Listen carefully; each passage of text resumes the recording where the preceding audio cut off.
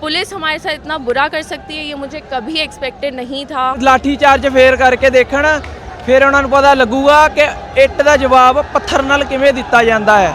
हमारी लड़कियों को, हमारी बहनों को, हमारी माओं को एक भी चोट नहीं लगने देंगे। हम अपने ऊपर लेंगे सब, ये वादा करते हैं हम पूरी पब्लिक से। आने वाले समय में हम चक्का जाम करेंगे, ड्राइवर यूनियन पूरा एक होकर के पूरा ट्रांसपोर्टर सिस्टम बंद कर देंगे यदि बच्चों को न्याय नहीं मिलता है। भैया धर्मेंद्र प्रधान से कहूँगा भाई 13 जैसे आए बहुत आए और वो बहुत जाएंगे। और अगर बात करें अंग्रेजों की तो उन लोगों ने भी राउंड टेबल कॉन्फ्रेंस किया लंदन में, बुला के भारत से गांधी जी गए, अंबेडकर साहब गए हैं, राजेंद्र प्रसाद गए, तेज बहादुर साहब, बहुत सारे लोग हैं। उन्होंने इज्जत के साथ में उनको फ्लाइट में बुलाया, उनसे बात की। और हम लोग क्या है कि अपने देश के लोग अपने बात ही नहीं कर रहे हैं कि मतलब कि सोनम वांगचुक जी देश के राष्ट्रीय धरोहर है, देश के महान व्यक्ति, तो उनसे के बात नहीं कर रहे हैं। दोस्तों अभी इस वक्त हम दिल्ली के जंतर मंतर पर मौजूद हैं और आप लोगों को याद होगा 20 जुलाई का वो दिन जो इतिहास के काले पन्नों पर लिखा गया। जिस तरह से दिल्ली पुलिस और आरएफ के जवान, सीआरपीएफ के जवानों ने देश के आने वाले भविष्य पर लाठियां भांजी, अब वो मुद्दा काफ़ी ज़्यादा तूल पकड़ चुका है। लाठियां भांजने के बाद बता दें कि देश के कोने कोने से लोग बाग जंतर मंतर पहुंच रहे हैं। ऐसा कोई राज्य नहीं है जिस राज्य से छात्र और छात्रों के अभिभावक ना पहुंच रहे हों। ऐसे में आप देख पाएंगे बहुत सारे पंजाब से चलकर हमारे सिख भाई यहाँ पर पहुंचे, उनसे बातचीत करेंगे। बहुत सारी हमारी बहनें हैं, इनसे बातचीत करेंगे। दरअसल जानने समझने का प्रयास ये करेंगे कि जिस तरह से महिलाओं के साथ 20 जुलाई को बर्बरता की जा रही थी तो कहाँ चला गया था महिला आयोग? क्या महिला आयोग की कोई जवाबदेही है या फिर नहीं?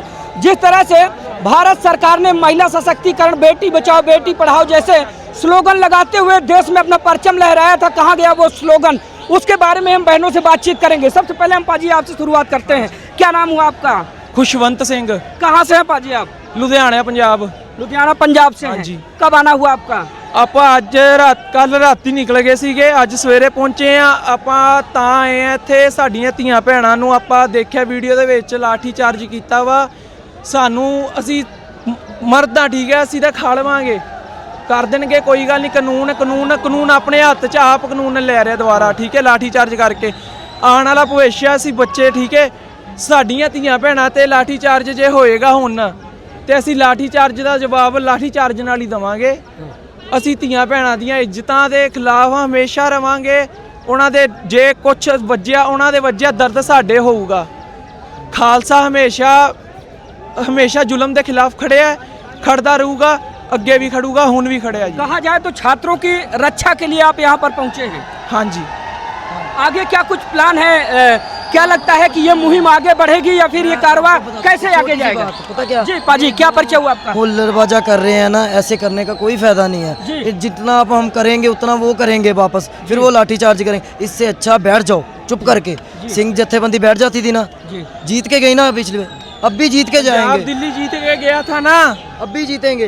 2023 इनको याद आ जाएगा। पाजी जिधर आपका कारवां चलता है वो छुपा हुआ नहीं है, जिधर आपका कारवां चलता है फिर जमाना याद करता है। 4 आए हैं तो कल 50 आएंगे, परसों 100 आएंगे। खालसा फौज पहुंच गई, वहाँ जीत ही होगी। खालसा फौज पहुंच गई, जहाँ पर जीत ही होगी। और हमारी लड़कियों को, हमारी बहनों को, हमारी माओं को एक भी चोट नहीं लगने देंगे। हम अपने ऊपर लेंगे सब, ये वादा करते हैं हम पूरी पब्लिक से। क्या बात है। अपनी दीदी से बात कर लेते, थोड़ी बातें दीदी से। बहनों से बातचीत करेंगे। बहन जी हमें थोड़ा समय दीजिएगा, आपके पास आएंगे, आपसे बहुत सारी बातें करनी, बहुत ज़रूरी बातें करनी। पाजी क्या शुभ नाम हुआ आपका? लवप्रीत सिंह जी। कहाँ से है पाजी?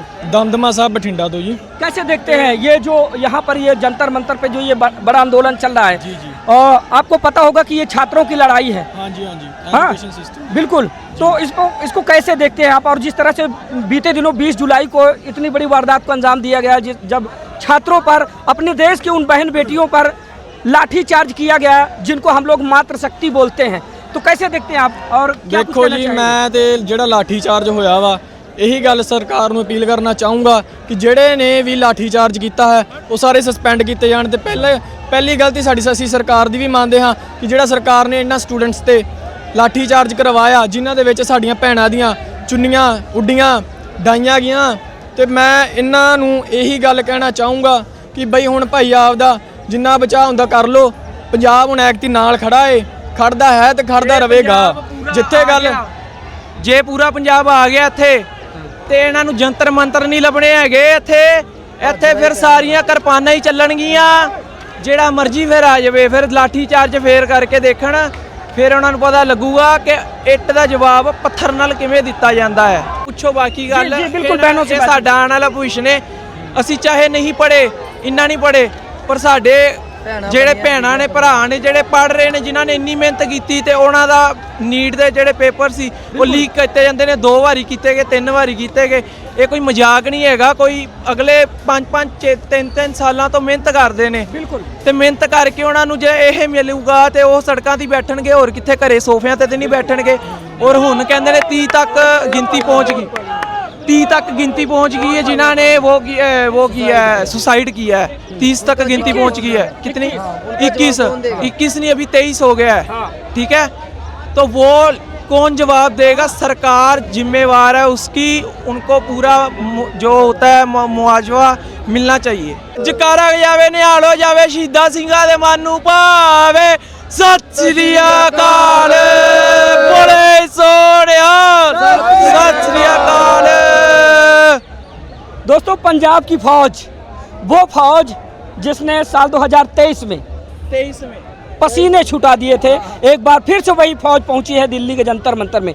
हमारे साथ हमारी बहनें हैं। क्या नाम हुआ बहन जी? मेरा नाम है लम्हा, मैं यहीं द्वारका में रहती हूँ। ये मेरी दोस्त है, ये इंदौर से आई क्या है। नाम हुआ बहन जी? प्रकाम्या, मैं इंदौर से आई हूँ प्रोटेस्ट करने। इंदौर से आई हैं आप? हाँ, इंदौर से आए हैं प्रोटेस्ट करने। क्योंकि इतना अत्याचार हुए हैं, लड़कियों को इतनी मतलब ब्रूटैलिटी से मारा है, उनके कपड़े फाड़े गए हैं, उन पर लाठियाँ बरसाई हैं, कोई देखा भी नहीं कि मतलब लड़कियाँ हैं। करा जा रहा है। बहन जी, 20 जुलाई की घटना आपने देखा होगा, किस तरह से महिलाओं के साथ क्रूरतापूर्वक व्यवहार किया जा रहा था। महिलाओं के साथ साथ पूरे जो छात्र हैं उनके साथ ये व्यवहार किया जा रहा। क्या महसूस किया उस समय? बहुत हर्ट फील हुआ मुझे as a citizen, as a lady of this country. बहुत हर्ट फील हुआ। हम पुलिस के पास जाते हैं कि वो हमें प्रोटेक्ट करेगी, बट ऑनेस्टली मैं यहाँ के सारे मेल्स को बहुत ज़्यादा अप्रिशिएट करती हूँ। उन लोगों ने हमें प्रोटेक्ट किया है पुलिस के अगेंस्ट। मैं कल भी यहाँ आई थी, कल भी मुझे इतना अच्छा एनवायरनमेंट फील हुआ। लड़के इतने अच्छे से लड़कियों को रिस्पेक्टफुली और इतने अच्छे से प्यार से रिस्पेक्ट कर रहे हैं, पर पुलिस हमारे साथ इतना बुरा कर सकती है ये मुझे कभी एक्सपेक्टेड नहीं था। हमारी गवर्नमेंट से आंसर नहीं कर रही है हमको, वो भी बहुत गलत बात है। This is not just a flag, this is our religion. ये हमारी रिस्पॉन्सिबिलिटी है और हम इसके साथ जेन्युइनली हमेशा खड़े रहेंगे। सर, 20 जुलाई का वो लम्हा कभी जहन से हट पाएगा या फिर नहीं? नहीं, बिल्कुल नहीं। ये एक हर्ट है जो सबको करा है। एवरी छोटे बच्चे को, बड़े इंसान को, आदमी को, औरत को, सबको हर्ट करा है। और ये हमारे देश की बुक्स में लिखा जाएगा कि ऐसा हमारे साथ हुआ था। सिर्फ लड़कियों के साथ नहीं, छोटे छोटे बच्चों के साथ, बड़ों के साथ, बुढ़ों के साथ। बहुत गलत बात है। वही सरकार जिसने आप लोगों के लिए नारे जो है लगाए थे, बड़े बड़े स्लोगन जो है छापे थे, बेटी बचाओ बेटी पढ़ाओ, महिला सशक्तिकरण जैसे अभियान चल रहे थे, और जिनके हाथों में सुरक्षा का दायित्व सौंपा गया था, उनके द्वारा महिलाओं पर बहुत गलत हुआ है। मैं कोई सुरक्षा नहीं कर पाई है। अपनी सरकार है बुरी तरह से फेल हुई है। सुरक्षा से क्या महसूस कर रहे हैं? क्या चल रहा है? बहुत डर है। हमारे सारे दोस्त नहीं आ पा रहे हैं, लड़कियां डर रही हुई हैं बहुत ज़्यादा, फैमिलीज डरी हुई हैं कि मत जाओ आप अकेले। बट यहाँ पे जो लोग हैं वो बहुत हेल्प कर रहे हैं, जो लड़के हैं वो हमारी हेल्प कर रहे हैं, लाठियाँ ना पड़े हमें। जिस मुहिम को लेकर मैम, जिस मुहिम को लेकर ये छात्र यहाँ पर बैठे हैं, विगत कई दिनों से, लगभग 1 महीना हो रहा है, तो आप इस पर क्या कहना चाहेंगी? जिस तरह से पेपर लीक हो रहे हैं और इसी मुद्दे को लेकर छात्रों ने आवाज़ बुलंद करने का काम किया था, फिर उसके बाद ये सारे जो है बर्ताव किए गए, तो छात्रों के बारे में क्या कुछ कहना चाहेंगी? जिस तरह से अगर देखा जाए तो शिक्षा का बाजारीकरण, व्यवसायीकरण और आए दिन पेपर लीक जैसे तमाम शिक्षा में कमियां हैं, तो उनको लेकर क्या कुछ कहना चाहेंगी? मेरा ओपिनियन ये है कि देश में क्वेश्चन करना हमारा हक है। गवर्नमेंट से कुछ भी पूछना ये हमारा हक है। अगर हम उनको इलेक्ट करते हैं तो हम उनसे सही गलत का पूछने का हक रखते हैं, और उनकी ये रिस्पॉन्सिबिलिटी है, ये उनकी मॉरल ड्यूटी है कि वो हमको रिप्लाई करे, वो हमको वैलिडेट करे। अगर हम गलत भी हैं, जो कई लोग कह रहे हैं बाहर कि हम लोग गलत हैं, हम लोग गलत हो जाते हैं, हम लोग मैनिपुलेट हो गए हैं, तो हमको आके एड्रेस तो करो, हमसे बात तो करो। हमसे बात भी नहीं करी जा रही है, हमको इग्नोर कर रहे हैं, निग्लेक्ट कर रहे हैं। यहाँ पे इतनी सारी भीड़ है, इनको कोई ये पागल है, इनको अपने घर पे एसी में बैठना नहीं पसंद, क्यों आ रहे हैं हम लोग यहाँ? हम यहाँ एक मुद्दे के लिए आ रहे हैं, उस पर बात करनी बहुत ज़रूरी है गवर्नमेंट को। अब नहीं तो आप कब जवाब दोगे? मेरा यही कहना है। सब कुछ हो जाने के बावजूद भी अभी तक कोई जिम्मेवार व्यक्ति सामने आकर ये नहीं कर कोई हमारे सामने।